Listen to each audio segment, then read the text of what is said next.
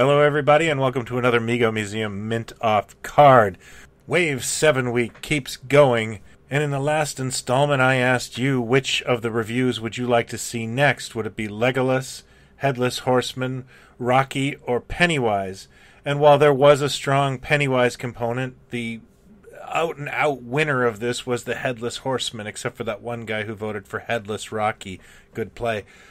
Anyway, let's do it. Let's look at the Headless Horseman by Mego Corp. I think this is a highly anticipated character, and that's a really cool thing about Mego because this isn't a license. This is just a character from public domain. Anyone who's seen The Legend of Sleepy Hollow or watched a Scooby-Doo is familiar with the character. Speaking of characters, let's see who developed this. As always, we have Dr. Mego as the consultant. We have Rachel Baker as the seamstress.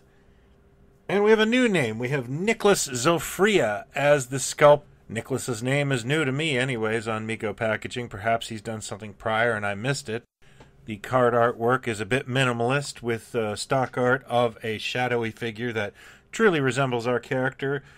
It's got a bit of an autumny look to it and kind of lets the figure sell itself on the backdrop. It doesn't distract from it.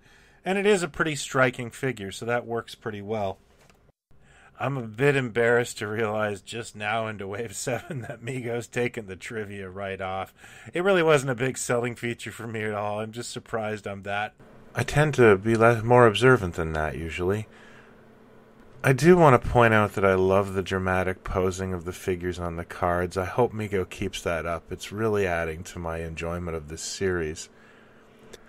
So let's take this spooky guy off the card and let Halloween come a little early, shall we?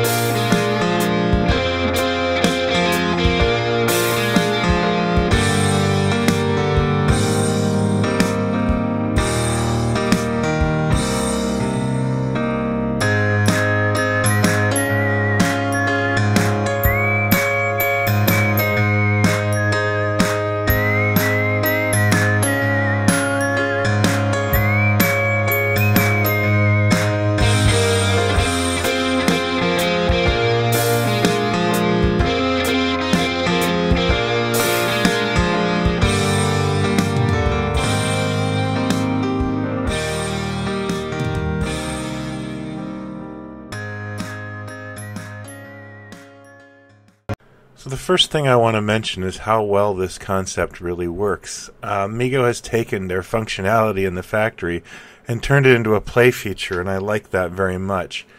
It's really easy to take the head off, open up the coat, pull up the little leather sash, and then cover up the neck plug. Honestly, I hope Mego takes this factor and uses it for more figures, like with two heads or something like that. I think there's a lot of options here, and it's one of their strengths, and it always was.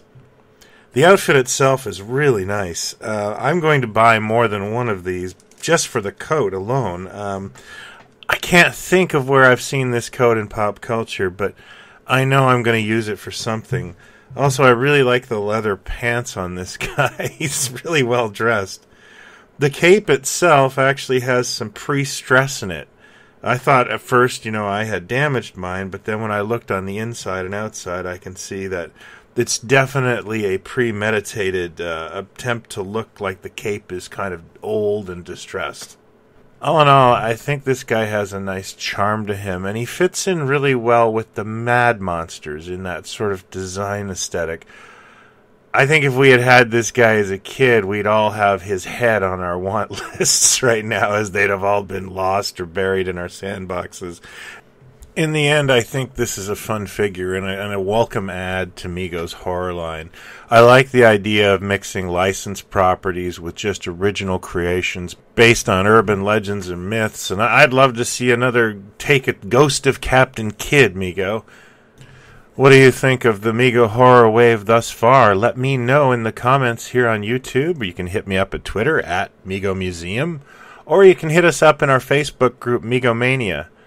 As always, special thanks to Mego Corporation for this advanced look. If you'd like to speak to Mego Corporation, please check them out in their Facebook group, Mego Ambassadors, and you can give them your direct feedback on what horror characters you'd like to see next. Thanks as always for watching. I hope you'll hit like and subscribe. Until my next Wave 7 review, buy what you like. Take care.